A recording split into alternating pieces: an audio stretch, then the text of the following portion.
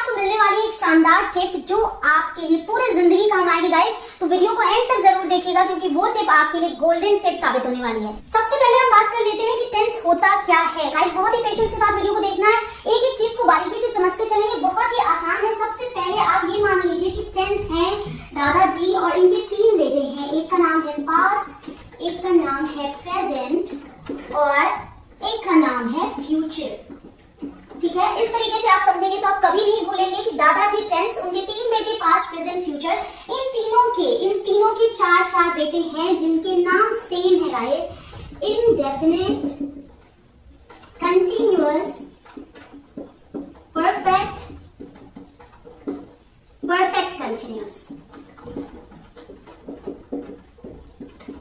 ठीक है, इन तीनों के ये 4 बेटे हैं, इन सबके नाम सेम है, लेकिन जिस तरीके से आप अपने नाम में सर नेम लगाते हैं ना, वैसे ही इन्होंने भी अपने नाम में अपने अपने पिता का नाम लगा रखा है। तो अगर पास्ट के इन बेटों की बात करें तो उसका नाम है past indefinite, past continuous, past perfect and past perfect continuous. Clear? इसी तरीके से जब हम प्रेजेंट में आएंगे तो ये हो जाएगा present indefinite, present continuous, present perfect and present perfect continuous. इसी तरीके से फ्यूचर के लिए भी future indefinite, future continuous, future perfect and future perfect continuous. तो अब आपके लिए बहुत ही आसान हो गया इस चीज को समझना कि इन तीनों में जो 4 पार्ट्स हैं उन सबके नाम सेम है, लेकिन उनके साथ साथ आपने इन नामों को जोड़ रखा है। तो अब आपको 3 टेंसेस में टोटल मिला के 4 3 12 आपको 12 टेंसेस सीखने हैं, टोटल 12। लेकिन आप टेंशन ना लें कि ये 12 है, 12 बिल्कुल भी नहीं है। जब आप इन चारों को समझ लेंगे ना, इन चारों को, तो फिर आपके लिए ये 12 टेंसेस बाएं हाथ का खेल हो जाएगा। जी हाँ, आपको सीखने 4 हैं, उन 4 से आप इन चारों को और इन चारों को भी बड़े ही आराम से सीख लेंगे। तो आपको कॉन्सेप्ट समझना है कि इंडेफिनिट क्या होता है, कंटीन्यूअस क्या होता है, परफेक्ट क्या होता है, परफेक्ट कंटीन्यूअस क्या होता है। यहाँ तक क्लियर? आप ये समझ लिया कि टेंसेस कितने टाइप्स के होते हैं। अब हम बात करते हैं कि हम टेंस का यूज क्यों करते हैं। तो टेंस होता है, अगर इन हिंदी हम इसे लिखें तो टेंस को हम काल कहते हैं, और भी शुद्ध लिखें तो समय।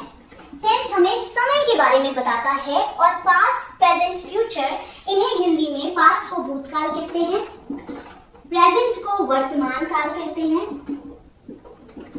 और फ्यूचर को भविष्य काल कहते हैं। तो आप 3 ही समय की तो बात करते हैं ना, जो समय बीत गया, जो अभी है और जो आएगा। तो जो बीत गया वो पास्ट, जो अभी है प्रेजेंट और जो आएगा वो फ्यूचर। तो ये तो हो गई समय की बात।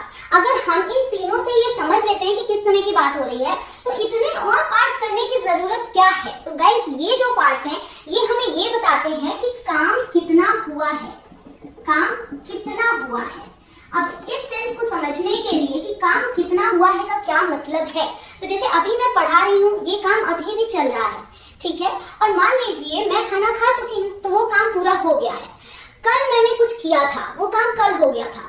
तो कोई काम हो चुका है या हो रहा है या बार बार रिपीट होता है आदत के तौर पे, ये डिसाइड करते हैं ये कैटेगरीज। तो ये जो 4 पार्ट्स हैं, इनसे हमें पता चलता है कि काम कितना हुआ है, और इनसे हमें पता चलता है कि हम किस समय की बात कर रहे हैं। तो गाइस, इसलिए टेंस को समझना बहुत ही ज्यादा जरूरी है। अब जो आपने इसका बेसिक कॉन्सेप्ट था वो समझ लिया है, अब आपको सिर्फ और सिर्फ ये समझना है कि इंडेफिनिट में कैसे सेंटेंसेस आएंगे, कंटीन्यूअस में क्या आएंगे, परफेक्ट में, परफेक्ट कंटीन्यूअस में। तो गाइस, वीडियो में एंड तक बने रहिएगा। मैं अश्योर करती हूँ आपको कि आज आपकी सारी कंफ्यूजन दूर हो जाएगी। वीडियो पसंद आ रही हो तो लाइक जरूर कर दीजिएगा। अब आगे बढ़ते हैं। तो गाइस, सबसे पहले हम बात इंडेफिनिट टेंसेस की करेंगे। तो सबसे पहले प्रेजेंट इंडेफिनिट, फिर पास्ट, फिर फ्यूचर, इस तरीके से इंडेफिनिट टेंसेस को पहले समझ लेंगे ताकि आपको कोई कंफ्यूजन ना रह जाए। तो गाइस, सबसे पहले हम बात कर लेते हैं प्रेजेंट इंडेफिनिट टेंस की, जिसे कि सिंपल टेंस भी कहते हैं। तो सारे इंडेफिनिट टेंस सिंपल टेंस भी कहलाते हैं। इसकी पहचान है ता है, ती है, ते है, ती हूं, ता हूं। वाक्य के अंत में ऐसे वर्ड्स आएंगे तो आप सीधे तौर पे ये समझे कि जो काम आप आदत के तौर पे करते हैं, मतलब काम हो रहा है कि नहीं, हो चुका है कि नहीं, इससे मतलब नहीं है, ये काम होता है, आप करते हैं। जैसे कि मैं मंजन करती हूँ, मैं 6 बजे उठती हूँ, मैं अंग्रेजी पढ़ाती हूँ। तो इस तरीके के सेंटेंसेस इस कैटेगरी में आते हैं। बहुत ही आसान टेंस है, बहुत इजीली आपको समझ में आएगा। लेकिन उससे भी पहले मैं आपको एक स्ट्रक्चर देना चाहूंगी जो कि किसी भी सेंटेंस को ट्रांसलेट करने के लिए जरूरी है। वो है subject plus verb plus object. ये जो स्ट्रक्चर है ना, ये एक मंत्रा है आपके लिए इंग्लिश का कोई भी सेंटेंस ट्रांसलेट करने के लिए, कि आपने पहले सब्जेक्ट का यूज करना है, फिर वर्ब का, फिर ऑब्जेक्ट का। हिंदी में क्या होता है, जैसे मैंने आपसे बोला कि मैं अंग्रेजी पढ़ाती हूँ, ठीक है। इसमें मैं क्या है, सब्जेक्ट है, अंग्रेजी क्या है, ऑब्जेक्ट है, और पढ़ाती हूँ क्या है, वर्ब है। तो यहाँ पे आप देखेंगे कि पहले सब्जेक्ट यूज होता है, फिर ऑब्जेक्ट यूज होता है और फिर वर्ब यूज होता है। लेकिन इंग्लिश में पहले वर्ब आता है, ऑब्जेक्ट बाद में आता है। तो सब्जेक्ट क्या है, जो काम को करता है, और वर्ब क्या है, जो क्रिया हो रही है, यानी कि जो काम किया जा रहा है, उठना, बैठना, खाना, सोना, ये सब क्रिया है। और ऑब्जेक्ट क्या है, जिस पर क्रिया हो रही है। जैसे मैं खाना खाती हूँ, तो खाना यहाँ पर ऑब्जेक्ट है। मैं अंग्रेजी पढ़ाती हूँ, तो अंग्रेजी ऑब्जेक्ट है। मैं बाजार जाती हूँ, तो बाजार ऑब्जेक्ट है। सो इस तरीके से आपने ये समझ लिया, ये जो मेन स्ट्रक्चर है ये आपने समझ लिया। अब हम बात करते हैं इस वर्ब की, जो कि थोड़ा सा आपके लिए मुश्किल होता है समझना, क्योंकि वर्ब के फॉर्म्स होते हैं। सब्जेक्ट आप एज इट इज यूज कर लिया आपने, लेकिन वर्ब की फॉर्म्स होती हैं। फॉर्म्स जो कि सबसे ज्यादा जरूरी है, V1, V2, V3। वर्ब की first form, second form and third form. तो जैसा आपने सुन भी रखा होगा कि गो, वेंट, गॉन। तो गो फर्स्ट फॉर्म है, वेंट सेकेंड है, गॉन थर्ड है। इसी तरीके से play second form, played, and third form, played. तो आप ध्यान दें, इसमें पूरी स्पेलिंग चेंज हो गई और इसमें सिर्फ और सिर्फ ईडी ऐड हो गया। तो रेगुलर और इरेगुलर वर्ड्स ही होते हैं, वो सब आगे की चीजें आप आगे समझेंगे। अभी आपको सेंटेंसेस को ट्रांसलेट करने के लिए इन्हें रटना होता है, इनका कोई और तरीका नहीं होता, इन्हें आपको रटना ही होता है। तो प्ले, प्ले, प्लेड, इसी तरीके से डू, डिड, डन। तो ये भी first form, second form, third form. तो इस तरीके से हम इनको यूज करते हैं अलग अलग टेंसेस में। लेकिन प्रेजेंट में जो यूज होता है उसका स्ट्रक्चर ये है कि सब्जेक्ट फिर वर्ब की फर्स्ट फॉर्म में एस या फिर ईएस ऐड करते हैं, उसके बाद ऑब्जेक्ट आता है। अब आप कहेंगे ये कहाँ है, ये इन फॉर्म से अलग है। V1 में एस या ईएस तब जोड़ते हैं जब ये सब्जेक्ट क्या होता है, सिंगुलर। ठीक है, तो अगर सब्जेक्ट सिंगुलर है तो फिर हम V1 में वर्ब में एस या ईएस जोड़ेंगे। अगर ये प्लूरल है तो फिर ये रूल लागू नहीं होगा और ये एज इट इज आ जाएगा। तो सिंगुलर हो गया एक वचन और प्लूरल हो गया बहुवचन। अब इस चीज को समझने के लिए, इसको सही तरीके से करने के लिए आपको एक और चीज समझना होगा, वो होता है ग्रामेटिकल पर्सन। तो जो हम I, we, you, they, he, she, it इनका यूज करते हैं, इसमें होता है first person, second person, third person. First person में आता है आई और वी, सेकेंड पर्सन में आता है यू, और थर्ड पर्सन में आता है ही, शी, इट और दे। तो इसमें भी आप एक चीज ध्यान दीजिए, ही, शी, इट सिंगुलर है और इस थर्ड पर्सन में ये एक प्लूरल है, दे। तो ये रूल V1 के साथ एस या ये सिर्फ और सिर्फ इसके साथ लागू होता है, यानी कि ही, शी, इट, या फिर किसी एक व्यक्ति का नाम है तब आप वर्ब में एस या एस लगाएंगे। तो अगर इस सेंटेंस को ट्रांसलेट करें, मैं अंग्रेजी पढ़ाती हूँ, तो आई के साथ, आई भले ही सिंगुलर है लेकिन ये एक एक्सेप्शन है कि आई के साथ एस या एस नहीं आएगा। तो इसकी ट्रांसलेशन हो जाएगी आई, फिर वर्ब क्या है, पढ़ाना, टीच। तो यहाँ हम टीचर्स नहीं बोलेंगे, आई टीच इंग्लिश। ठीक है, इसी तरीके से कुछ और सेंटेंसेस लेके मैं आपको बताती हूँ। तो गाइस यहाँ देखिए, वह गाना गाती है, तो वह क्या है, लड़की है, इसलिए शी आएगा। शी थर्ड पर्सन सिंगुलर है, इसलिए इसके साथ वर्ब में एस जुड़ेगा। She sings a song.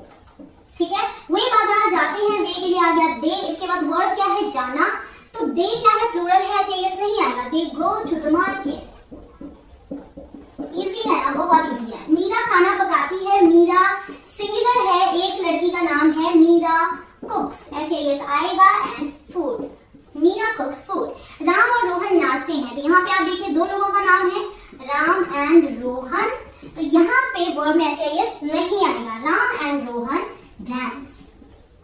ठीक है, अगर मैं बोलती राम नाचता है तो हो जाता राम डांसेस। तो इस तरीके से आपने सिंपल सेंटेंसेस बना लिए। अब बढ़ते हैं नेगेटिव की तरफ। तो गाइस, जो आपने पढ़ा था कि सब्जेक्ट फिर वर्ब में एस या फिर ईएस फिर ऑब्जेक्ट, ठीक है, अगर सिंगुलर है वर्ब तो ये स्ट्रक्चर आगे बढ़ेगा और जैसे ही नेगेटिव सेंटेंसेस बनाएंगे या इंटरोगेटिव बनाएंगे तो यहाँ पे हेल्पिंग वर्ब यूज होगा। तो subject plus helping verb plus not plus V1 plus object. तो आप ध्यान दें कि यहाँ पे हेल्पिंग वर्ब एक्स्ट्रा जुड़ जाएगा नेगेटिव सेंटेंसेस में। हेल्पिंग वर्ब होंगी क्या यहाँ पे, डू या फिर डज। तो गाइस, ये चीज आप ध्यान रखिए, इसे याद कर लीजिए कि जब भी हम इनडेफिनिट सेंटेंसेस बनाते हैं तो वहां पे नेगेटिव या फिर इंटरोगेटिव में, आगे इंटरोगेटिव भी आपको बताऊंगी, उसमें डू या डज का यूज होता है। सिंपल सेंटेंसेस में हम सिर्फ एस या एस का यूज करते हैं वर्ब की फर्स्ट फॉर्म में। तो जैसा यहाँ रूल था सिंगुलर के साथ एस या एस आता है, प्लूरल के साथ नहीं, वैसे ही अगर सब्जेक्ट सिंगुलर है तो डज आएगा, प्लूरल है तो डू आएगा। इसको आप अच्छे से याद रखने के लिए ये चीज समझिए कि जब एस या एस सिंगुलर में जुड़ रहा था तो यहाँ डू के साथ एस या एस जुड़ा हुआ है, तो सिंगुलर के साथ डज आएगा। इन्हीं सेंटेंसेस को लेते हैं, वह गाना गाती है, इसे बोलेंगे वह गाना नहीं गाती है। तो इसका हो जाएगा सबसे पहले सब्जेक्ट शी, फिर शी के साथ क्या आएगा, डज आएगा, शी डज, फिर नॉट, फिर वर्ब की फर्स्ट फॉर्म सिंग, फिर ऑब्जेक्ट अ सॉन्ग। अब यहाँ पे आप कंपेयर करें इस सेंटेंस को तो आप पाएंगे कि यहाँ से एस जो है वो रिमूव हो गया है। तो जब हम डू या डज का यूज कर लेते हैं तो हम उसके बाद वर्ब में एस या एस नहीं जोड़ते, V1 as it is use करते हैं। इसी तरीके से आगे सेंटेंस लेते हैं, वे बाजार नहीं जाते हैं, तो क्या बोलेंगे, दे, फिर दे क्या है, प्लूरल है तो क्या आएगा, do, they do not go to the market. तो है ना इजी कि जब भी आपको पॉजिटिव सेंटेंसेस बनाने हैं तो वर्ब में एस या एस जोड़ देना है। अगर सब्जेक्ट सिंगुलर है तो, प्लूरल है तो सिर्फ और सिर्फ V1, और जैसे ही नेगेटिव में आते हैं तो डू डज का यूज कर लेते हैं। इंटरोगेटिव बनाना हो, क्या वह गाना गाती है, तो ऐसे सिचुएशन में जब हम इंटरोगेटिव सेंटेंसेस बनाते हैं तो अब हम उसी की बात कर लेते हैं कि इंटरोगेटिव सेंटेंस में क्या होता है कि स्ट्रक्चर चेंज होता है और ये जो हेल्पिंग वर्ब होती है वो सबसे पहले आती है। Helping verb plus subject plus verb की फर्स्ट फॉर्म प्लस ऑब्जेक्ट। तो जो ये पोजीशन थी ये यहीं पे है, ये यहीं पे है, ये यहीं पे है, सिर्फ और सिर्फ हेल्पिंग वर्ब पहले आ गई, वो क्या होगी, डू या फिर डज। क्या वो गाना गाती है, does she sing a song. तो सिर्फ और सिर्फ ये पहले रख दिया, शी सिंग्स अ सॉन्ग था, यहाँ से ऐसा दिया क्योंकि डज यहाँ पे है, बन गया आराम से। इसी तरीके से और भी सेंटेंसेस आप बना सकते हैं, बहुत ही आसान है। प्रेजेंट इंडेफिनिट की पहचान आपने समझ ली, जो चीज आप बार बार करते हैं, रिपीट होती है, जो आपकी आदत में शामिल होती है, उसका जिक्र हम करते हैं इस टेंस के सेंटेंस में। अब आगे बढ़ते हैं और पास्ट इंडेफिनिट को समझ लेते हैं, क्योंकि वहां बहुत सारे लोग कंफ्यूज होते हैं। तो बने रहिएगा वीडियो में, हम बात कर लेते हैं पास्ट के सेंटेंसेस की। तो गाइस पास्ट इंडेफिनिट की पहचान हो जाएगी था, था, थी। तो सेंटेंस के एंड में ऐसे वर्ड्स आएंगे, थे, ठीक है। इसके साथ ही साथ ये तो आते ही है, जैसा आपने प्रेजेंट इंडेफिनिट में समझा कि जो चीज आदत के तौर पे आप करते हैं, वैसे ही जो आप आदत के तौर पे पहले करते थे उसके लिए भी आप इसे यूज कर सकते हैं। साथ ही साथ आ, ई, ए जैसे साउंड पे भी अगर सेंटेंस एंड होता है तो भी यही टेंस यूज होता है। पास्ट इंडेफिनिट कह लें या फिर सिंपल पास्ट कह लें, नाम अलग है, काम एक ही है। आ, ई, ए से मेरा मतलब हो गया, जैसे मैं बोलूं मैंने खाना खाया, आपने अंग्रेजी सीखी, वे स्कूल गए। तो आप क्या पाएंगे कि आपकी साउंड इसमें आ रही है, ई का साउंड यहाँ आ रहा है और ए का साउंड यहाँ आ रहा है। इसी तरीके से अगर मैं बोलूं कि मैं कहानी पढ़ती थी, अगर बचपन में मैं कहानी पढ़ती थी ये बताना हो तो भी यही टेंस यूज होगा। और अगर मैं बोलूं कि मैंने कहानी पढ़ी, तो हो सकता है कल पढ़ी, परसों पढ़ी या सुबह पढ़ी, तो दोनों का ट्रांसलेशन सेम होगा, इसमें आपको कंफ्यूज होने की जरूरत नहीं है। अब स्ट्रक्चर देख लेते हैं इस टेंस के सेंटेंस का, जो कि होगा subject plus V2 plus object. ये बहुत ही इंटरेस्टिंग पार्ट है गाइस, V2 जो मैंने आपको बताया, V1, V2, V3, इसमें ये जो V2 है ना, ये सिर्फ और सिर्फ इसी टेंस में यूज होता है, सिंपल पास्ट में, यानी कि पास्ट इंडेफिनिट में। इसके अलावा V2 का इंग्लिश में कहीं कोई यूज नहीं है, सिर्फ और सिर्फ इसी टेंस के लिए ये V2 बना हुआ है। तो इसमें आपको फर्स्ट फॉर्म और सेकंड फॉर्म दोनों का यूज आएगा। वो कैसे, पॉजिटिव सेंटेंसेस के लिए V2 और नेगेटिव और इंटरोगेटिव सेंटेंसेस के लिए V1 का यूज होगा, क्योंकि यहाँ भी दूसरी हेल्पिंग वर्ब आ जाएगी इनका साथ निभाने के लिए। तो पॉजिटिव सेंटेंसेस का स्ट्रक्चर सबसे पहले हमने देखा, अब इस पे हम सेंटेंसेस बनाते हैं। मैंने खाना खाया, तो मैंने के लिए आई, और आई के साथ सेकंड फॉर्म ईट की सेकंड फॉर्म होती है एट, ईट, एट, ईटन। तो यहाँ सेकंड फॉर्म यूज हुई आई एट, फिर खाना यानी कि फूड, आई एट फूड। तो गाइस दो चीजें बहुत इंपॉर्टेंट है, एक तो कि V2 सिर्फ और सिर्फ इसी टेंस में यूज होता है, साथ ही साथ पॉजिटिव सेंटेंसेस में आपको इसकी टेंशन नहीं लेनी है कि सब्जेक्ट सिंगुलर है या फिर प्लूरल है। सब्जेक्ट चाहे जो भी हो, सबके साथ V2 यूज कर लेना है, तो इससे आपके लिए ये काम इजी हो जाएगा। आपने अंग्रेजी सीखी, आपने यू, लर्न की सेकंड फॉर्म लर्न्ड,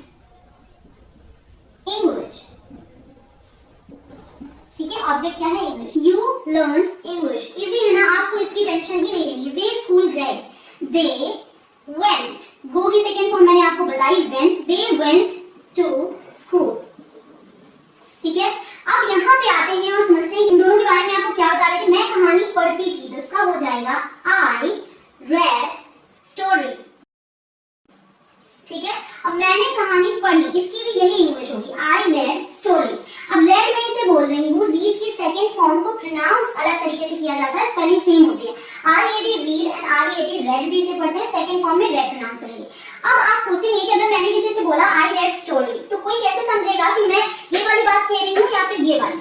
तो गाइस ये डिपेंड करता है कि आप किस तरीके की बात कर रहे हैं। अगर आप बचपन की कोई बात बता रहे हैं और उसमें आपने बता दिया I read story, तो दैट मींस कि आप कब की बात कर रहे हैं। और अगर अभी बात कर रहे हैं और आप बता रहे हैं इस तरीके से, तो दैट मींस कि आप अभी रिसेंट पास्ट की बात कर रहे हैं। तो बात के कॉन्सेप्ट से समझ में आता है कि आप किस समय की बात कर रहे हैं, क्योंकि कई रूल्स ऐसे हैं जहां पे दो तरीके के सेंटेंस की ट्रांसलेशन एक ही होती है। अब गाइस इसमें भी समझ लेते हैं कि इसमें नेगेटिव और इंटरोगेटिव सेंटेंस कैसे बनते हैं। तो जैसे हम आगे बढ़ते हैं नेगेटिव सेंटेंसेस के लिए, तो स्ट्रक्चर हो जाता है सब्जेक्ट प्लस, यहाँ जो हेल्पिंग वर्ब आती है ना, वो होती है डिड, और उसके बाद नॉट, और फिर वी वन, और फिर ऑब्जेक्ट। तो गाइस ये चीज आपको अच्छे से समझ लेना है कि सब्जेक्ट के बाद डिड नॉट और फिर वी वन। पॉजिटिव सेंटेंसेस के लिए वी टू था, नेगेटिव और इंटरोगेटिव के लिए वी वन है, फिर ऑब्जेक्ट है। इन्हीं सेंटेंसेस को लेते हैं। मैंने खाना नहीं खाया, I did not eat food।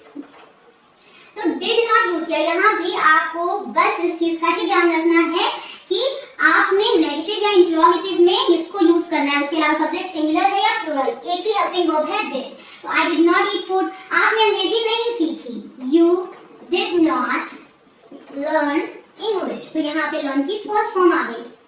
ठीक है, इसी तरीके से और क्या सेंटेंस है, वे स्कूल नहीं गए, they did not go to school, verb की फर्स्ट फॉर्म। मैंने कहानी नहीं पढ़ी, I did not read story।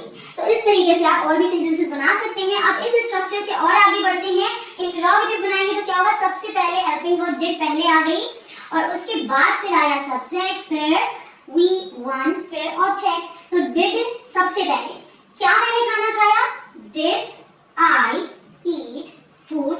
इस तरीके से आप आगे और बना सकते हैं। और एक इंपॉर्टेंट बात मैं आपको यहाँ बता दूं गाइस, कि जब हम इंटरोगेटिव सेंटेंस बनाते हैं तो दो तरीके के इंटरोगेटिव सेंटेंसेस होते हैं। दो तरीके से मेरा मतलब ये है कि जैसे आपने क्या से शुरुआत की किसी सेंटेंस की, क्या मैंने खाना खाया, तो ये एक तरीका हो गया जहाँ पे आपने हेल्पिंग वर्ब सबसे पहले ले आए। उसी तरीके से एक होता है क्वेश्चन वर्ड वाला इंटरोगेटिव सेंटेंस, जैसे कि मैं बोलूं कि मैंने खाने में क्या खाया, या फिर मैंने अंग्रेजी क्यों पढ़ाई। ये सेंटेंस ले लेते हैं, मैंने अंग्रेजी क्यों पढ़ाई। यहाँ पे आप देखिए कि ये जो क्यों है, ठीक है, ये क्वेश्चन वर्ड है, तो सबसे पहले इसमें आ जाना है, इसको प्रायोरिटी दी जाती है। अगर क्वेश्चन वर्ड है सेंटेंस में तो वो सबसे पहले आता है। तो क्यों की इंग्लिश हमने लिखी वाई। उसके बाद जो इसके पहले का स्ट्रक्चर था ना इंटरोगेटिव का, क्या वाला, वही रख देते हैं। वाई के बाद डिड, फिर I यानी कि हेल्पिंग वर्ब, फिर सब्जेक्ट, फिर वर्ड टीच इंग्लिश। ठीक है, why did I teach English। तो इस तरीके से बनता है। अब इसमें भी एक और पॉइंट आता है, जबकि इंटरोगेटिव नेगेटिव सेंटेंस बनता है। इंटरोगेटिव नेगेटिव में क्या है कि सवाल तो पूछा ही जा रहा है, साथ ही साथ नहीं का भी जिक्र हो। जैसे मैं बोलूं मैंने अंग्रेजी क्यों नहीं पढ़ाई, तो यहाँ पे ये जो नहीं का नॉट है ना, वो सब्जेक्ट के बाद आता है। तो इसका जो कॉन्सेप्ट होता है वो ये होता है कि question word plus helping word plus subject plus not. तो किसी भी टेंस का सेंटेंस हो, अगर इंटरोगेटिव नेगेटिव सेंटेंस है तो उसका स्ट्रक्चर यही होगा। क्वेश्चन वर्ड सबसे पहले, फिर हेल्पिंग वर्ब, फिर सब्जेक्ट, फिर नॉट, और फिर वर्ब, और फिर वर्ब यानी कि मेन वर्ब, फिर ऑब्जेक्ट। ठीक है, और जब हम कॉन्ट्रैक्शंस का यूज करते हैं, कॉन्ट्रैक्शंस क्या है ये भी मैं आपको बता दूं। जैसे डू और नॉट को जोड़ा, डू और नॉट को जोड़ा तो ये बन गया डोंट। तो ये जो कॉन्ट्रैक्शन बनते हैं ये इसके साथ जुड़ जाता है, ये ओ गायब होकर अपॉस्ट्रोफी लग जाता है। तो मैं डिड की बात कर रही हूँ, तो डिड और नॉट को जोड़ेंगे तो बन जाएगा डिडंट। तो डिड में एन जुड़ गया, ओ हट के अपॉस्ट्रोफी डिडंट। तो ये है। तो जब भी हम कॉन्ट्रैक्शंस के साथ बनाते हैं तो ये नॉट इसके साथ ही चिपक जाएगा और फिर ये यहाँ से जगह खाली कर देगा। तो आप अगर इस सेंटेंस को बनाते हैं ना, व्हाई डिड आई, अलग अलग बनाएंगे तो not, why did I not teach English, और साथ में बनाएंगे तो आप बोलेंगे why, जब did और not एक में चिपक गए तो ये हो गया why didn't, फिर I, फिर teach English, फिर जगह खाली हो गई not वाली, इसके बाद सीधे वर्ड आ गया why didn't I teach English। तो इस तरीके से मैंने आपको नेगेटिव, इंटरोगेटिव, इंटरोगेटिव नेगेटिव और साथ ही साथ क्वेश्चन वर्ड वाले इंटरोगेटिव नेगेटिव भी आपको बता दिए। तो आप इन चीजों में कंफ्यूज ना हो। अब हम सिर्फ और सिर्फ पॉजिटिव सेंटेंसेस की प्रैक्टिस करते जाएंगे आगे के टेंसेस में, ताकि आप जल्दी से सभी टेंसेस को सीख सकें। इंटरोगेटिव नेगेटिव आप इन्हीं तरीके से बनाएंगे। आगे बढ़ते हैं। तो गाइस अब बात कर लेते हैं फ्यूचर इंडेफिनिट की या फिर सिंपल फ्यूचर टेंस की। तो इसकी पहचान थोड़ी अलग है, यहाँ पे ता वाला जिक्र नहीं होता, यहाँ पे पहचान है गा, गी, गे, ठीक है। और ये वो सेंटेंसेस होते हैं जो at the time of speaking यानी कि बोलते समय ही प्लान कर लिए जाते हैं। यहाँ पे ये बात नहीं आती कि आप कोई काम रेगुलर कर रहे थे, आदत के तौर पे कर रहे थे, यानी जैसे कि आप बोले कि मैं जाऊंगा, मैं खाऊंगा, मैं आऊंगा, मैं नहाऊंगा, मैं पढ़ूंगा। ये सिंपल जो सेंटेंसेस हैं वो सब इस कैटेगरी में आते हैं। तो आप इसको प्रेजेंट और पास्ट इंडेफिनिट से कंपेयर ना करें तो ही बेहतर है, क्योंकि उसके जैसा रूल इसमें लागू नहीं होता। इसका स्ट्रक्चर है कि सब्जेक्ट प्लस विल या फिर shall plus V one plus object. ये बहुत ही सिंपल सेंटेंस है जो आपको बड़ी ही आसानी से समझ में आ जाएगा, क्योंकि यहाँ पे आपको वी वन यूज करना है, कोई ऐसे आईएस का झंझट नहीं है, कोई वर्ब के सेकंड फॉर्म की झंझट नहीं है। और साथ ही साथ आपको बता दें यहाँ जो दो हेल्पिंग वर्ब दिखाई दे रहे हैं ना, विल और शैल, इनका ये रूल है कि आई और वी के साथ हम शैल का यूज करते हैं, बाकी सभी के साथ यानी कि ही, शी, इट, दे या फिर किसी के नाम के साथ हम विल का यूज करते हैं। तो बाकी सभी के साथ विल का। लेकिन इसमें भी एक गुड न्यूज है आपके लिए कि पहले इंग्लिश में ये बहुत ध्यान दिया जाता था, लेकिन अब मॉडर्न इंग्लिश में शैल का यूज बहुत ही कम हो गया है। आप आई और वी के साथ भी विल का यूज कर सकते हैं। तो मोटे तौर पे आप समझें कि आप विल का यूज सभी के साथ कर सकते हैं। तो आई और वी आए या फिर कुछ भी आए, आप विल का यूज कर लें। मैं आपको विल के साथ ही बताती हूँ सेंटेंसेस कि अगर मैं वही सेंटेंस लूं कि मैं अंग्रेजी पढ़ाऊंगी, ठीक है, यहाँ ऑब्जेक्ट भी है इसलिए सेंटेंस लेते हैं, मैं अंग्रेजी पढ़ाऊंगी, तो इसको हम बनाएंगे आई, सब्जेक्ट हो गया, फिर विल लगा लें या फिर शैल लगा लें, दोनों ही सही है। I will teach English. ये सबसे इजी लग रहा होगा आपको, क्योंकि यहाँ पे आपको वर्ब की फर्स्ट फॉर्म यूज करनी है। साथ ही साथ इसकी भी टेंशन नहीं है कि सब्जेक्ट सिंगुलर है या प्लूरल है या कौन सा वर्ब यूज करें हम। तो आई विल टीच इंग्लिश या फिर आई शैल टीच इंग्लिश। वह गाना गाएगी, she will sing a song. अब नेगेटिव बनाएंगे तो क्या बोलेंगे, she will not sing a song. Interrogative बनाएंगे, will she sing a song. तो इस तरीके से बड़े ही आसानी से आप इन्हें बना सकते हैं।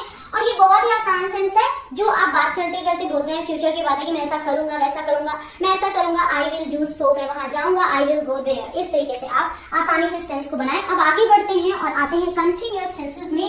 गाइस कंटिन्यूअस टेंसेस बहुत ही आसान है, बहुत ही ज्यादा यूज भी होते हैं, क्योंकि जब आप कोई काम कर रहे हैं उसी वक्त आप उसका यूज करते हैं। तो अगर हम बात करें प्रेजेंट कंटिन्यूअस की, तो इसकी पहचान जो है वो हो जाएगी रहा है। सेंटेंस के एंड में वर्ड्स आएंगे, रही है, रहे हैं, रहा हूं। मैं के साथ ये यूज होता है, रही हूं, ठीक है। तो ये इसकी पहचान हो गई कि सेंटेंस के एंड में ये आएंगे। और एक बात का ध्यान रखिए कि अगर प्रेजेंट कंटिन्यूअस है, दैट मींस कि बोलते वक्त आप वो काम कर रहे हैं। जैसे अगर मैं आपसे बोलूं कि मैं खाना खा रही हूँ, तो आप बोलेंगे नहीं खाना ना खा रही हो, झूठ बोल रही हो। तो वही चीज है, मैं क्या कर रही हूँ, मैं पढ़ा रही हूँ। तो ये प्रेजेंट कंटिन्यूअस का टेंस हो गया कि मैं बोलते वक्त वही काम कर रही हूँ, मैं पढ़ा रही हूँ। तो यहाँ पे जो स्ट्रक्चर है वो है सब्जेक्ट प्लस। अब यहाँ पे आप इंट्रोड्यूस होते हैं इज, एम, आर से। Subject plus is, am, are plus word की फर्स्ट फॉर्म में आईएनजी जुड़ेगा, फिर ऑब्जेक्ट आएगा। तो अभी तक आपने V1, V2 के बारे में पढ़ा। अब यहाँ जो V1 है उसमें आईएनजी जुड़ जाएगा। अब ये आप समझिए कि V1 में आईएनजी जोड़ने का क्या मतलब होगा। तो जैसे वर्ड है गो, गो में आईएनजी जोड़ेंगे तो हो जाएगा गोइंग, ठीक है। और इस हमारा कहाँ यूज करते हैं, तो जो मैंने आपको बताया था I, we, you, he, she, it और दे, ठीक है। इनके ये first person, second person, third person, ठीक है। आई के साथ एम आएगा, सिर्फ और सिर्फ आई के साथ एम का यूज होता है।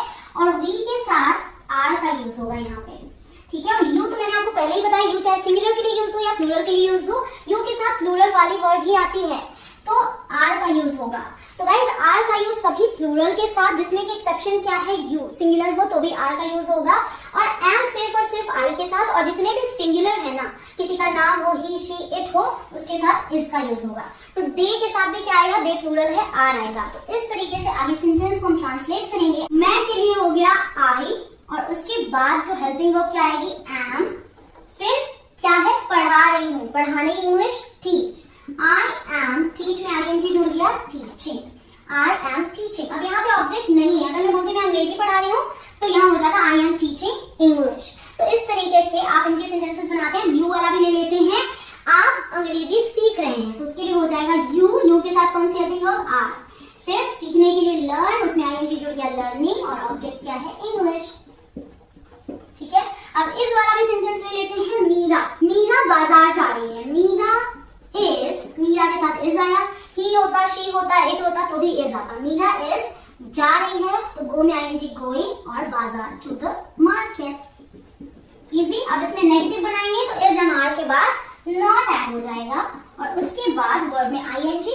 फिर ऑब्जेक्ट। तो इन्हीं को बना लेते हैं, I am not teaching, you are not learning English, Meera is not going to the market. Interrogative में यही हेल्पिंग वर्ब्स पहले आ जाते हैं, यानी कि कह सकते हैं कि ये अपनी जगह एक्सचेंज कर लेते हैं। तो एम पहले आया, आई बाद में गया, एम आई टीचिंग, क्या मैं पढ़ा रही हूँ, आर यू लर्निंग इंग्लिश, क्या आप अंग्रेजी सीख रहे हैं, is Meera going to the market, क्या मीरा बाजार जा रही है।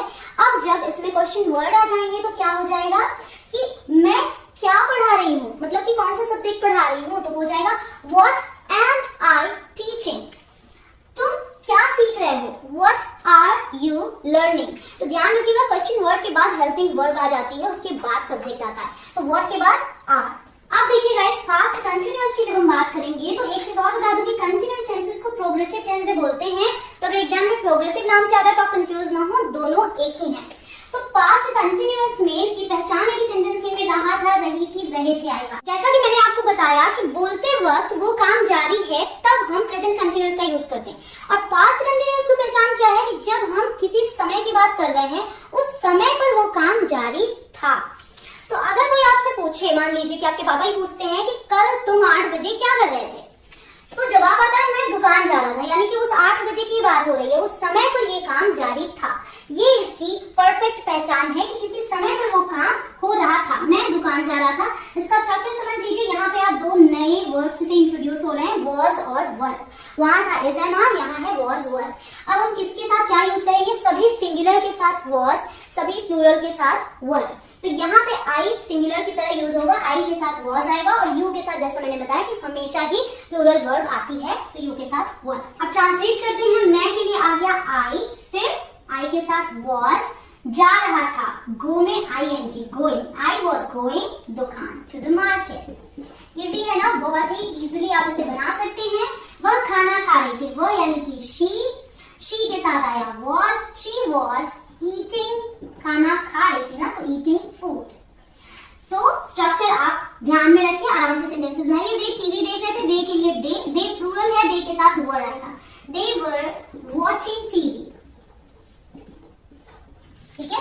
टीवी देखने के लिए हम वॉच का यूज करते हैं। तो इस तरीके से ये सेंटेंसेस बने, ये टेंस भी क्लियर। अब आगे बढ़ते हैं, फ्यूचर कंटीन्यूअस टेंस को समझेंगे, जिसे कि फ्यूचर प्रोग्रेसिव टेंस भी आप बोल सकते हैं। अब आगे बढ़ते हैं फ्यूचर कंटीन्यूअस में, और इसकी पहचान है कि सेंटेंस के अंदर रहा होगा, रही होगी, रहे होंगे, रहा हूंगा, रही होंगी, ऐसे वर्ड्स आएंगे। तो यहाँ भी वही बात है कि जिस समय की आप बात कर रहे हैं उस समय पर ये काम हो रहा होगा। सपोज कि आपके पापा आते हैं और आपसे यही पूछते हैं कि कल 8 बजे, यानी कि जो आने वाला कल है, तुम क्या कर रहे होगे, उस पे जवाब आता है मैं सो रही होंगी, ठीक है। सपोज कि ये जवाब आया, तो इस तरीके से उस 8 बजे जो कल आएगा उसकी बात हुई, और उस समय मैं सो रही होंगी, ये मैंने बात बोली। तो ऐसे में आप इस टेंस का यूज करते हैं जब उस समय पे वो काम हो रहा होगा। स्ट्रक्चर देखिएगा, सब्जेक्ट प्लस विल बी। अब यहाँ पे आपने बी का यूज देखा, विल शैल इसके पहले, यानी कि फ्यूचर इनडेफिनिट में यूज होता था, अब फ्यूचर कंटिन्यूअस में आप बी भी साथ में यूज करेंगे। यहाँ मैंने शैल इसलिए नहीं लिखा है क्योंकि जैसा कि मैंने कहा कि आप सभी सब्जेक्ट के साथ विल का यूज कर सकते हैं। शैल मोस्टली मॉडल वर्ब्स में ज्यादा यूज होता है, तो यहाँ पे आप विल के साथ ही समझिए। तो subject plus will be plus verb की फर्स्ट फॉर्म में आईएनजी, जैसे मैंने बताया गोइंग, लीविंग, डांसिंग, इस तरीके से। फिर ऑब्जेक्ट मीरा पढ़ रही होगी, तो यहाँ पे इसकी ट्रांसलेशन हो जाएगी मीरा विल बी पढ़ने के लिए स्टडीइंग। यहाँ पे स्टडी से मतलब है पढ़ने का। अगर आप मान लीजिए रीडिंग लगाने की बात कर रहे हैं तो आप रीडिंग भी बोल सकते हैं।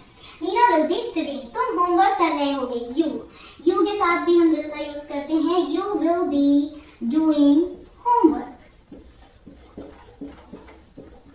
मैं सो रही होंगी, I will be sleeping. And if I से आई शैल बी स्लीपिंग, तो भी गलत नहीं होगा। अब यहाँ एक और बात ध्यान देने वाली है कि जब हम इन सेंटेंसेस का नेगेटिव बनाएंगे, क्योंकि यहाँ पे दो है ना, विल और बी, तो इसके बीच में नॉट आएगा। तो अगर हमें बोलना है मीरा नहीं पढ़ रही होगी, तो हम बोलेंगे Meera will not be studying. क्या मीरा पढ़ रही होगी?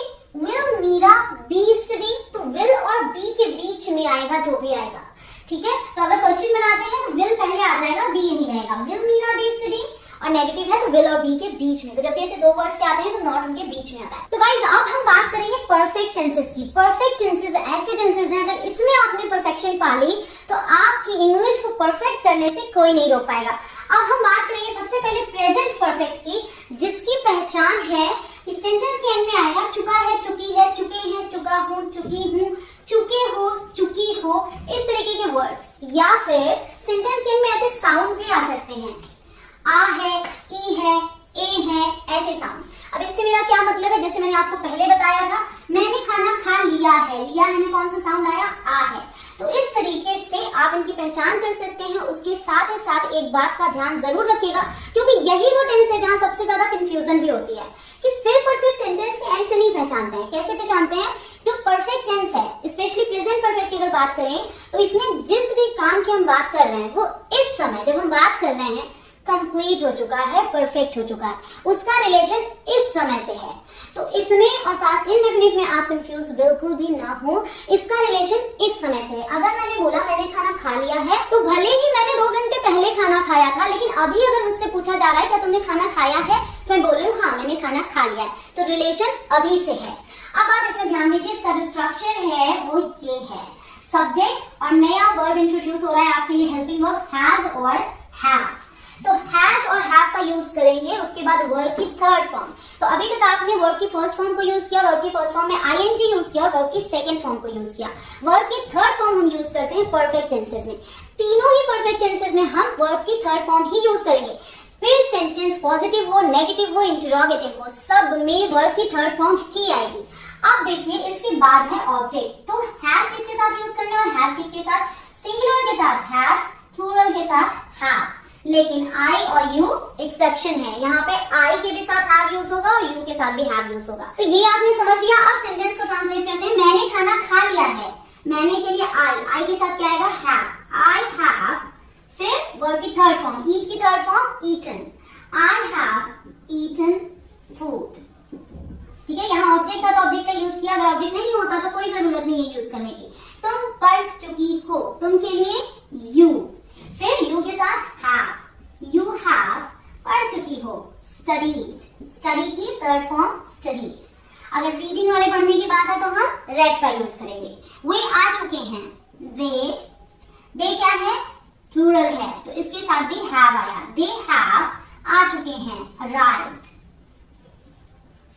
ठीक है, तो अराइव की थर्ड फॉर्म अराइव्ड। अभी हमने हैज का कोई भी सेंटेंस नहीं लिया, तो मान लीजिए मुझे बोलना है कि वह गाना गा चुकी है, तो इसके लिए हम क्या बोलेंगे? She has. सिंग का थर्ड फॉर्म होता है संग। शी हैज संग अ सॉन्ग। तो ये सेंटेंस है हैज के साथ। अब बात करते हैं, अगर नेगेटिव आता है तो हैज या हैव के बाद नॉट लगा देंगे। तो इन्हीं सेंटेंसेस में देख लेते हैं। मैंने खाना नहीं खाया है, I have not eaten food. तुम नहीं पढ़ चुकी हो, you have not studied. वे नहीं आ चुके हैं, they have not arrived. इसी तरीके से अगर इंटरोगेटिव बनाएंगे, क्या मैंने खाना खा लिया है? Have I eaten food? तो have सबसे उससे पहले आ गया, उसके बाद आई।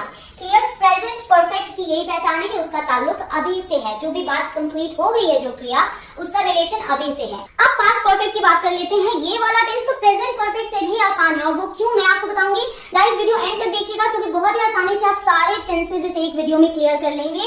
वीडियो में एंड तक बने जरूर से रहिएगा। पास्ट परफेक्ट की जो पहचान है वो है कि सेंटेंस के एंड में चुका था, चुकी थी, चुके थे ये वर्ड्स आएंगे, या फिर आ था, ई थी, ए थे ये साउंड आएंगे, जैसे कि लिया था, दिया था, खाया था, नहाई थी, गए थे, इस तरीके से। तो इसका जो फॉर्मूला है ना वो आसान है, क्योंकि इसमें आपको सब्जेक्ट के सिंगुलर या प्लूरल, एक वचन या बहुवचन होने की टेंशन नहीं लेनी है। यहाँ एक ही हेल्पिंग वर्ब है हैड, जैसा कि मैंने आपको पास्ट इंडेफिनिट में बताया था डिड, सिर्फ और सिर्फ डिड यूज करना था। उसी तरीके से यहाँ पे सिर्फ हैड का यूज करना है, तो इसलिए आपको इससे परेशान नहीं होना, सीधे सभी के साथ हैड लगा देना है, फिर वर्ब की थर्ड फॉर्म, फिर ऑब्जेक्ट। अब मैं आपको बता दूं कि इसके अलावा जो पहचान है, जो आपको बात समझनी है, प्रेजेंट में प्रेजेंट से कोई रिलेशन होना चाहिए। वैसे ही पास्ट वाले में, पास्ट परफेक्ट के सेंटेंस आप तब समझ पाएंगे जब पास्ट के किसी समय से पहले वो काम पूरा हो गया था। तो मान लीजिए कि आपके पापा ऑफिस गए, उसके बाद ऑफिस से लौट के आए, तो रात को वो ये पूछते हैं कि जब मैं सुबह ऑफिस गया तो क्या तुमने खाना खा लिया था। तो उस समय से रिलेशन है, उस समय की बात कर रहे हैं, उस समय क्या तुमने खाना खा लिया था, क्या काम पूरा हो गया था। तो उसमें आप जवाब देते हैं हाँ मैंने खाना खा लिया था, मतलब उस समय ये काम पूरा हो गया था। तो ये इसी कैटेगरी का सेंटेंस है। मैंने के लिए आई, उसके बाद हैड, फिर वर्ब की third form eaten, I had eaten food. वह होमवर्क कर चुका था। मान लीजिए उसी से मैं पूछूं क्या तुमने होमवर्क कर लिया था, हाँ वह होमवर्क कर चुका था। He had done the homework.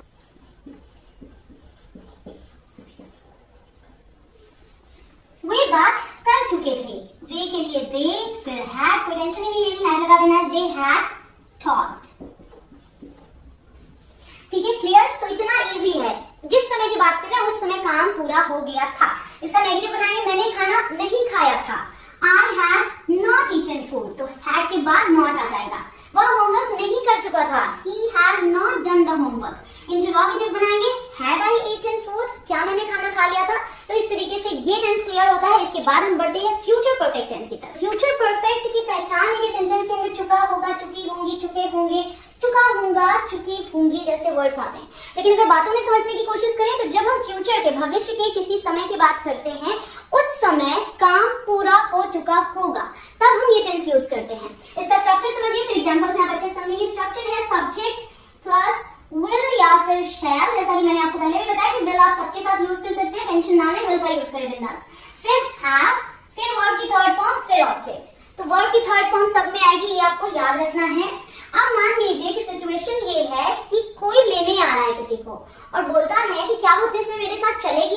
तो उसे टीवी देखने की बहुत बुरी आदत है, वो टीवी देखे बिना कोई काम नहीं करती। उसका पर्टिकुलर कोई सीरियल है, किसी टाइम वो देखती है। तो उसकी माँ कहती है कि हाँ हाँ जाएगी तुम्हारे साथ, क्योंकि उस समय तक वह टीवी देख चुकी होगी, उस टाइम पे ये काम हो चुका होगा। तो वहां हम इसे यूज करते हैं क्योंकि किसी समय का जिक्र कर दिया हमने और उस समय ये काम पूरा हो चुका होगा। तो इसे कैसे बनाएंगे? शी, फिर will, फिर have, फिर देखना watch, watch की third form watch. She will have watched TV. तो इस तरीके से हम इसे यूज करेंगे। मैं सो चुकी होंगी। मान लीजिए कोई कहता है मैं तुमसे मिलने आऊंगा, अरे तब तक तो मैं सो चुकी होंगी। तो I will या फिर shall भी यूज कर सकते हैं। तो चलिए यहाँ पर हम shall का ही यूज कर लेते हैं। I shall, फिर have, फिर slept. Sleep की third form slept. I shall have slept. Way cricket खेल चुके होंगे। They will have played the cricket. ठीक है, तो इस तरीके से आपने will या फिर shall, उसके बाद have, फिर verb की थर्ड फॉर्म। इसका नेगेटिव बनाएंगे, वह टीवी नहीं देख चुकी होगी। She will not have, तो जैसा मैंने बताया था जब दो वर्ड्स हो तो बीच में not आता है, तो इनके बीच में आएगा not। ठीक है, she will not have watched TV. Interrogative बनाएंगे तो एक पहले आ जाएगा, जो पहले है वो will she have watched TV. तो विल और हैव के बीच में शी आएगा। Will she have watched TV, क्या वो टीवी देख चुकी होगी। तो इस तरीके से आपने परफेक्ट टेंसेस कंप्लीट कर लिए गाइस, रियली अमेजिंग। अभी आपने सबसे इंपॉर्टेंट टेंसेस को सीख लिया, परफेक्ट टेंसेस। अब हम सीखेंगे परफेक्ट कंटिन्यूअस टेंसेस या फिर कह लीजिए परफेक्ट प्रोग्रेसिव टेंसेस। तो गाइस अब आ जाते हैं प्रेजेंट परफेक्ट कंटिन्यूअस टेंस में। इसकी पहचान है कि वाक्य के अंत में रहा है, रही है, रहे हैं ये वर्ड्स हैं।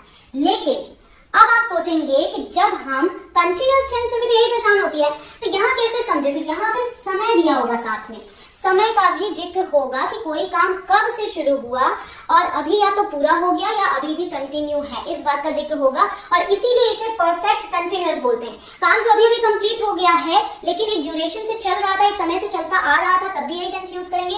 काम अभी भी कंटिन्यू है, पहले से चलता आ रहा है, अभी भी कंटिन्यू है, शायद आगे भी कंटिन्यू रहे, तब भी यही टेंस यूज करेंगे। तो सबसे पहले स्ट्रक्चर ही देख लेते हैं, अच्छे से समझ में आएगा। सब्जेक्ट, फिर उसके बाद हैज या फिर हैव, फिर एक एक्स्ट्रा यहाँ पे चीज जुड़ रही है जो कि है बीन, BEEN, इसे बीन प्रोनाउंस करेंगे। हैज बीन या फिर हैव बीन। फिर वर्ब में आईएनजी, फिर ऑब्जेक्ट है तो ठीक है, ऑब्जेक्ट का यूज करेंगे वरना नहीं। उसके बाद सिंस या फिर फॉर, फिर जिस टाइम से चीज शुरू हुई है उसका जिक्र करेंगे।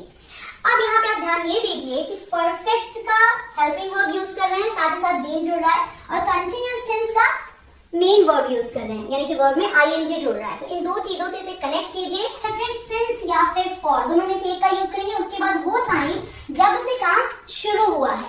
तो टाइम भी दो तरीके के होंगे, उसी के अकॉर्डिंग सिंस और फॉर का यूज होगा। अगर हम पॉइंट इन टाइम की बात करते हैं, मतलब किसी एग्जैक्ट टाइम की बात करते हैं, तब हम सिंस का यूज करते हैं। जैसे कि मंडे, जनवरी 2018, इस तरीके से हम किसी एग्जैक्ट टाइम की बात किए तो सिंस यूज किया, और जब ड्यूरेशन की बात की तो फॉर यूज किया। अब ड्यूरेशन क्या हो गया, जैसे कि 3 years, 5 hours, 2 minutes, ठीक है।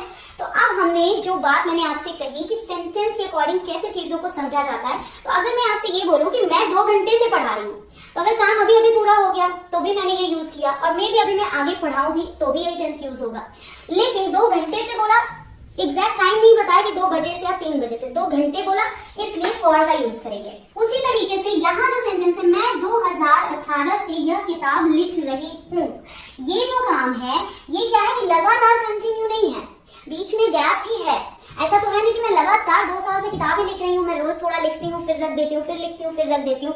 तो इसमें कहने का मतलब ये है कि काम लगातार कंटिन्यू नहीं है, लेकिन उसे पॉज नहीं मिला, वो काम कंप्लीट नहीं हुआ है, वो रेगुलर बेसिस पे होता आ रहा है तब से। तो तब भी हम इस टेंस का यूज करते हैं। और यहाँ इसे बनाएंगे, आई लिखा मैं के लिए, उसके बाद आई के साथ क्या आता है, हैव आता है, जैसा पिछले टेंस में बताया था। आई हैव, फिर बीन, फिर वर्ब में आईएनजी, लिख रही हूँ, writing, I have been writing. फिर ऑब्जेक्ट क्या है, दिस बुक, यह किताब है तो दिस बुक। अब क्या है, 2018 से, तो क्योंकि एग्जैक्ट टाइम की बात की, पॉइंट इन टाइम की, हम यूज करेंगे सिंस 2018, ठीक है, इस तरीके से। नेक्स्ट है, वो 2 घंटे से इंतजार कर रही है, शी, इसके साथ आएगा हैज, शी हैज बीन, इंतजार कर रही है, waiting, she has been waiting. अब क्योंकि ये ड्यूरेशन है 2 घंटे से, हम यूज करेंगे फॉर 2 hours। और जैसा कि मैंने आपसे कहा कि मैं 2 घंटे से पढ़ा रही हूँ, I have been teaching for 2 hours। अगर मैं बोलती मैं 2 बजे से पढ़ा रही हूँ तो मैं बोलती I have been teaching since 2 o'clock। तो ये फर्क है सिंस फॉर का, और ये तरीका है इनके सेंटेंसेस बनाने का। अब आपने ये समझ लिया। अब मैं इसमें आपको एक नेगेटिव सेंटेंस भी बता देती हूँ कि अगर मैं बोलूँ कि वह 2 घंटे से इंतजार नहीं कर रही है, she has not been, has और बीन के बीच में नॉट आएगा, she has not been waiting for 2 hours। इसे इंटरोगेटिव बनाएंगे तो हैज पहले आ जाएगा, शी उसके बाद has she been waiting for 2 hours, interrogative negative है तो has she not been waiting for 2 hours। तो इस तरीके से अब आगे बढ़ते सीखते हैं पास्ट परफेक्ट, वो भी बहुत ही आसान है। तो पास्ट परफेक्ट कंटिन्यूअस में इसकी पहचान वाक्य के अंत में रहा था, रही थी, रहे थे आएगा, जैसे पास्ट कंटिन्यूअस में था, लेकिन साथ में समय दिया होगा। इससे आप समझ जाएंगे कि ये पास्ट परफेक्ट कंटिन्यूअस का टेंस है। इसका जो स्ट्रक्चर है वो है सब्जेक्ट के बाद हैड। फिर से वही बात आई कि यहाँ आपको टेंशन नहीं लेना कि सब्जेक्ट सिंगुलर है या फिर प्लूरल, आप सबके साथ हैड का यूज करेंगे। फिर बीन, फिर वर्ब की फर्स्ट फॉर्म में आईएनजी, फिर ऑब्जेक्ट, उसके बाद सिंस फॉर, और फिर टाइम। फिर आता है सेंटेंस, वो 5 बजे से आपका इंतजार कर रहा था। तो तो अब बातों में समझने वाली बात ये है कि हम इसका यूज तब करते हैं जब हम किसी समय से पहले का जिक्र करते हैं कि उस समय तक कोई काम जारी था। जस्ट सपोज कि छोटा सा बच्चा है घर में, वो अपने पापा का वेट कर रहा है 5 बजे से। तो जब पापा आते हैं तो उसकी मम्मा उनसे बोलती हैं कि वह 5 बजे से आपका इंतजार कर रहा था, सो गया। मतलब कि जब वो सोया उस समय तक वो 5 बजे से इंतजार कर रहा था। ऐसे सेंस में इसका यूज होता है। वह के लिए हमने यूज किया ही। फिर he had been waiting, word में ing, waiting आपका for you। उसके बाद क्या है 5 बजे से, तो यूज करेंगे since 5 o'clock। क्लियर? तो इस तरीके से हमने इसे ट्रांसलेट किया। नेक्स्ट इज मैं 2 साल से अंग्रेजी पढ़ा रही थी। किसी समय की मैं बात कर रही हूँ कि उस समय तक मैं 2 साल से अंग्रेजी पढ़ा रही थी। I had been teaching English। Object क्या है? English। उसके बाद ये है 2 साल से, ये ड्यूरेशन है तो यहाँ हम यूज करेंगे for का, for 2 years। क्लियर? अब इसका नेगेटिव सेंटेंस बना रहे हैं। वह 5 बजे से आपका इंतजार नहीं कर रहा था। He had not been, not कहाँ आएगा? यहाँ। He had not been waiting for you since 5 o'clock। Interrogative बनाएंगे, had he been waiting for you since 5 o'clock, तो had पहले आ गया। अगर इंटरोगेटिव नेगेटिव है तो had he not been waiting for you since 5 o'clock, इस तरीके से।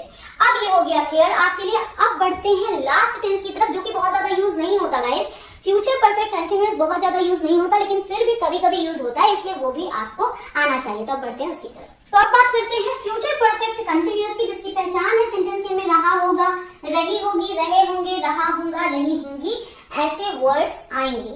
ठीक है? अब आप ये ध्यान दीजिए कि यहाँ भी समय का जिक्र होगा।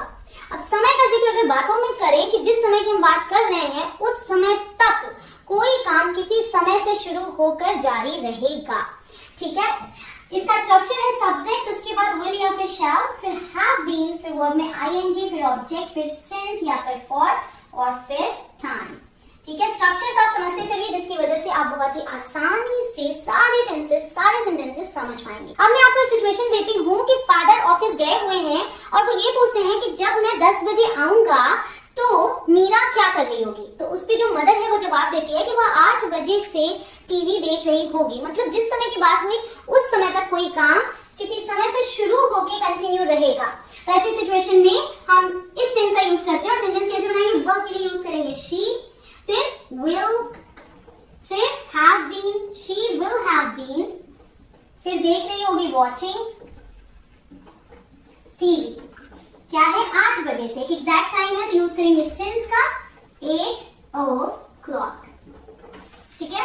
नेक्स्ट इज मैं आधे घंटे से नाश्ता बना रही होंगी। जब तुम आओगे मैं आधे घंटे से नाश्ता बना रही होंगी।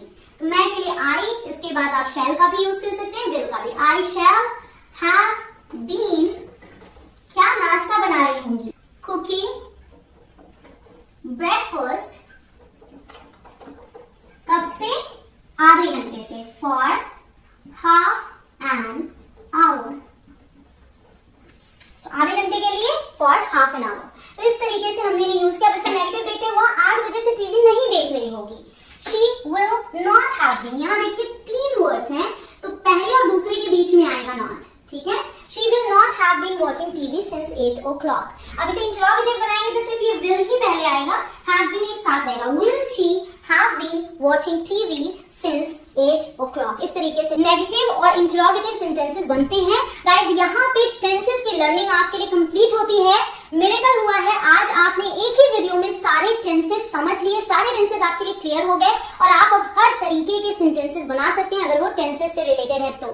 ये वीडियो आपको कैसी लगी मुझे कमेंट में लिख के जरूर बताइएगा और इस वीडियो को फैला दीजिए सभी ग्रुप्स में, अपने फ्रेंड्स और फैमिली सबके साथ शेयर कीजिए ताकि हर कोई टेंसेस को समझ के परफेक्ट इंग्लिश बोल पाए। गाइस अगर आपने अभी तक वीडियो को लाइक नहीं किया है तो वीडियो को लाइक जरूर कीजिए अगर आपको पसंद आ रही हो तो, और अगर आपने अभी तक चैनल सब्सक्राइब नहीं किया है तो सब्सक्राइब जरूर करें, उसके बाद आने वाले बेल के निशान को भी जरूर प्रेस करें ताकि आप कोई भी वीडियो आगे मिस ना करें। गाइस जिस टिप की मैंने बात की थी शुरुआत में उसका समय आ गया है। मैं आपको जो गोल्डन टिप देने वाली हूँ वो बहुत ही ज्यादा काम आएगा आपकी लाइफ टाइम, आपकी पूरी जिंदगी में।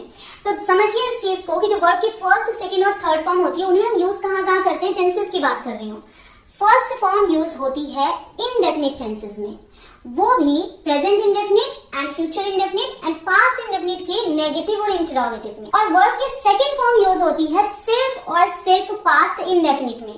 वर्ब की थर्ड फॉर्म्स यूज होती है तीनों परफेक्ट टेंसेस में, यानी present perfect, past perfect and future perfect. और वर्ब की फर्स्ट फॉर्म में आईएनजी जोड़ के हम किसमें यूज करते हैं, तीनों कंटिन्यूअस टेंसेस में एंड तीनों परफेक्ट कंटिन्यूअस टेंसेस में। तो वर्ब की फर्स्ट, सेकंड, थर्ड फॉर्म का कहां यूज करना है आप अब बखूबी समझ गए हैं। तो चैनल पर हमेशा बने रहिए नए अपडेट्स के लिए। जो भी मैं नई वीडियो अपलोड करती हूँ सबको देखें, इंग्लिश को परफेक्ट बनाएं और अपनी जिंदगी में आगे बढ़ें। We'll meet you soon in my next video. Till then, keep learning and keep smiling. Bye bye.